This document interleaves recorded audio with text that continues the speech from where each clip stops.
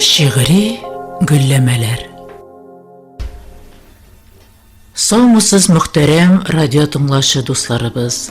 Bugün biz Резида Мөхәммәтҗанова турында тапшыру алып барачакбыз. Резида Мөхәммәтҗанова 1961 елны Кыйгы районы Арсан авылында кояшлы җәйнең июнь ayында дөньяга аваз сала. Бәлки шуңадыр да күңеле саф һәм шуңа аның шигырь җырлары яктылыкка, матурлыкка, ихласлыкка өнди. Һәр кеше сәләтле, тик шул сәләтне үстерергә, янәшендә аңлаган һәм шын күңелдән матур сүзләр әйтеп канатландыручы, һәр җирдә дә һәм кирәк вакытка туры килүе мөһим. Нинди генә булмасын, вакыт үзенекен эшли. Аллаһы Тәгаләдән беркемгә зур була алмый. Үзе әйтүенчә, эшемдәге тышымда беркемгә дә үч тотмыйм, аяк салмыйм, юха икейөзле кешеләрне җаным сөйми. Әкрен генә үз юлымны табып, кечкенә челтерәп аккан чишмә кебек яшәп ятам ди ул. Рәнҗеш салганнарга көзге гөлләрдәй гомерем, урыкмыйм һич салкынын, кышын да гөлдәй атармын, яшәр өчен хакым бар ди ул. Бу шәхес үзе композитор, үзе шагыйрә, автор, башкаручы да, әкиятләре, хикәяләре, фантастик хикәяләре дә бихисап. 3 аудиодиск, 2 видеодиск, шигырьләр, җырлар җыентыгы дөнья күрде.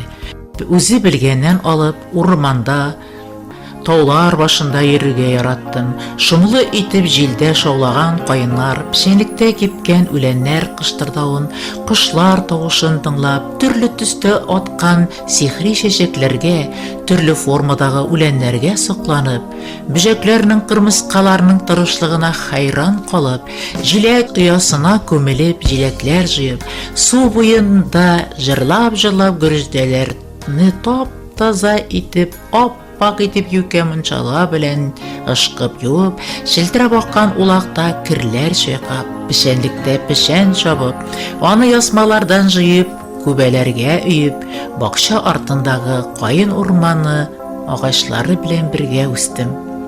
Алда әйтелгән һәрбер күренештән, шаудан, шомнан моң табып үстем. Шуңа үземне табигать баласымын дип йөртәм. Бәлки шуңа да минем көйләрем, шигырь әкиятләрем, хикәяләрем үзенчәлекле дип күрәм. Нурдай балкып торган шигырь җырларымда табигать матурлыгын, туган ягымны, әти-әниемне данлыйм, мәңгелек саф мәхәббәт, мәңгелек рухи кыйммәтлекләр турында уйланам. Җырларым да, шигырьләрем дә минемчә философик мәгънәле, якты, хисле, матур караштан торган фикерләр генә урын алган.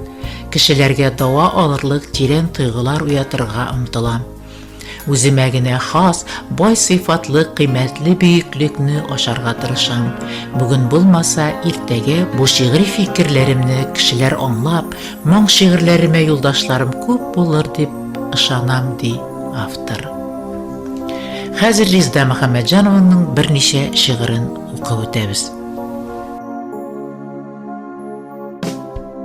Күңелдә кояш уянды, авылым таң икән. Гомернең матур мизгеле яшьлектә булган икән. Яфраклар язын ярала, тәүге мәхәббәт сыман, хисләргә уралып яшьлек, авылда төнне чыга. Гүзәл җир, нурың йөрәктә, каеннарың бигрәк тә, рәхмәт әти-әниемә, рәхмәт изге төяккә, моңнар салган йөрәккә, хисле иткән зирәктә, табигатьтәй матур булу кирәк булган йөрәккә.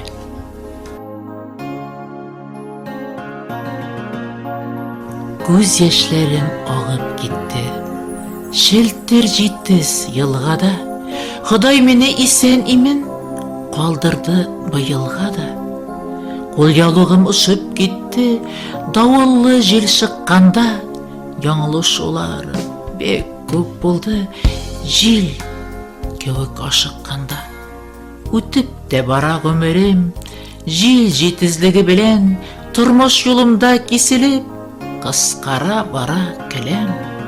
Үткен йыллар, үткен инде, ярсуларга карамый.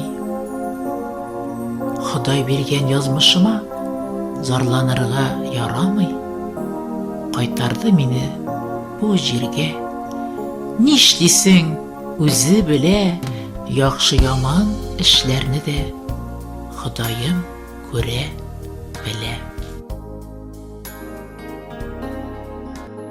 Салкын кышта язны көтеп йөрәк талды. Бураннар бурычын үтеп ерак калды. Саф яз җитте, жанлы бүре яне шартлап, яшел яфрак язны котлар, җырлар җырлап. Яздай бүген жаным бүре булып чыкты. Кояш нуры йөрәгемдә, кышны чыктым. Язгы иртә, назлы күркәм, моң агыла. Бер елга яшәрдем төсле мин тагында. Тормыш кочагында җаным, гел яшеллек. Кыш кагылма җанда һаман, җырлый яшьлек. Тапшыруны җыр белән тамамлыйбыз.